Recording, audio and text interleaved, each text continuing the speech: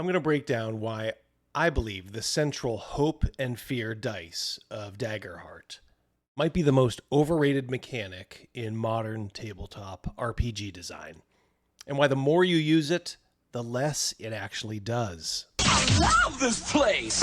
So Daggerheart is upon us, the new RPG from Darrington Press. That's the highly popular Critical Role imprint, and it has apparently sold very well, which is not surprising given the large fan base for the show. A lot of YouTubers are gaga over it, all but declaring that they're going to abandon all D&D talk to chase this shiny new thing. But is it a diamond that they're chasing, or just a big old cubic zirconia? I have a lot of problems with this game, and I'll cover the others in a future video or two. But I want to put all my cards on the table right now and not pussyfoot around. This game's biggest issue is also its biggest selling point, and that's the 2d12 hope and fear mechanic. Now, in the opening pages of Daggerheart, its author, Spencer Stark, also the creator of the painfully bad Candela Obscura RPG, cites many inspirations for the game. And by many, I mean he pretty much cites every major fantasy book and a ton of other RPGs. And one of those games cited was the Star Wars game from Fantasy Flight Games, which came out, I think, about a decade ago. This is the game you had to sort of buy those special dice for. Now, I ran that system, both as Star Wars and in its generic iteration, Genesis. And it was okay. Its main selling point was its dice resolution mechanic. In that game, you could succeed in a task but suffer a complication, or fail but garner some sort of a boon. It was designed to stimulate storytelling at the table. Sound familiar yet? So along comes Daggerheart a decade later, and its central mechanic, while a bit simpler than FFG's, is very similar. In this fantasy RPG, players roll 2 differently colored die 12s to resolve their actions. One is your fear die, one is your hope. The sum of the two are always added up, but whichever color comes up higher is what you succeed with. So you can fail a roll by falling below your target number, but you can do so with hope if that die is higher than the other one. Or you can succeed on a roll but have the fear die higher, which means some sort of hindrance is going to dog your success. All this sounds great on the surface, right? Well, remember, I ran the FFG system for a while, so I do have experience with this type of game, if not Daggerheart specifically. I can see why this is catchy, especially for short-term campaigns or with one-shots. But I'm here to tell you that its luster does wear off over time. This can be demonstrated by the law of diminishing marginal returns. Diminishing marginal returns is an economic concept. Let's say you go on a crash diet. Very limited food over a few days, only water. At the end, you're starved and you say, to hell with it, I'm going to go to McDonald's and I'm going to get 3 Big Macs. You sit down to eat those 3 Big Macs, and the first one is probably the best hamburger you've ever had. Worth more than you paid. The second one is good, but halfway through, you realize that it's not giving you the same enjoyment the first one did. It's good, and it's worth the money you paid for it, but just not as great as that first one. Then you start on the 3rd Big Mac.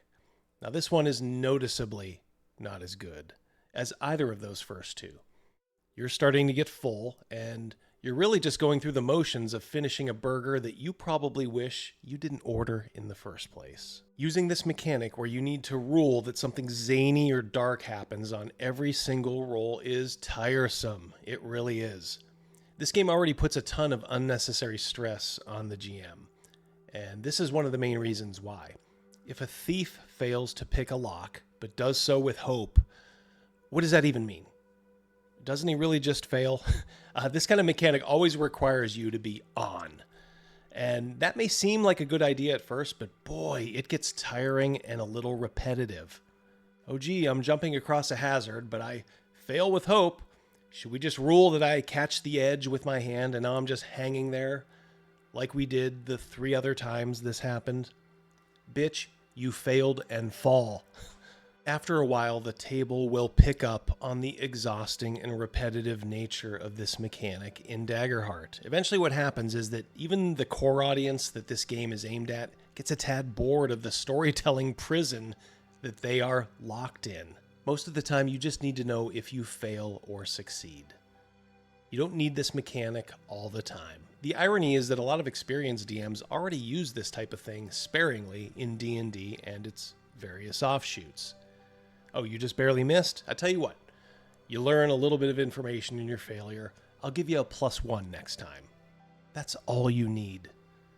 Right now, this game just came out, so everyone who is determined to like it is still on that first Big Mac. Talk to me a year down the road when you're on that third one. I'm telling you, this is a fantasy RPG. You generally do a handful of things a lot of times. And week after week, year after year, you're going to get tired of using the same old interpretations for hope and fear on those rolls. It's going to feel very forced after a while. In the end, it's really just a catchy gimmick that probably won't hold up the way it should. This was designed for people like Matt Mercer and a group of actors who've all had improv experience and have played together for a long time. Chances are you ain't an actor and you're not trying to entertain a large audience.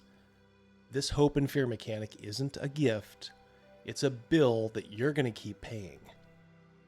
One other thing I dislike about the central mechanic is that the players have a big advantage in rolling 2 die 12 in what is essentially a die 20 system. In fact, rather incredibly, the DM rolls a die 20 for the monsters in this game.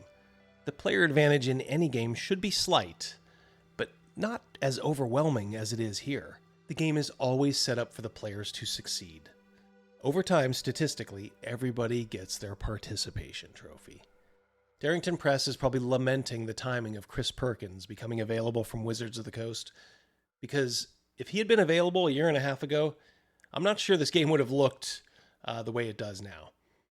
Say what you will about Chris, but he's at least played in the bigs.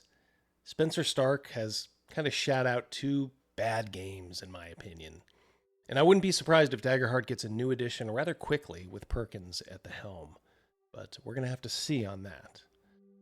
Right now it's riding that wave of euphoria, but there is trouble ahead for many groups, I suspect, as they slowly burn out of the descriptions for the same action over and over and over again. There you go. Now I'm sure any critters who stumble on this video won't be bashful about giving me their opinion. In fact, I'm banking on a bunch of comments crying that I came here about the game and instead I got hamburger talk. Many of these critters are zealous parasocial creatures who can't accept any criticism of their heroes. And for people that whine about toxic behavior online so much, they are, rather predictably, the most vitriolic fan base online. So I already know what's coming from them. But what about the rest of you? Objectively, am I wrong here? Are you already finding some of these issues with the game? Let me know, won't you? I'd love to put my hard hat on and listen to what you guys have to say. All right, that's all for now. I hope you guys have a great rest of your day. Peace.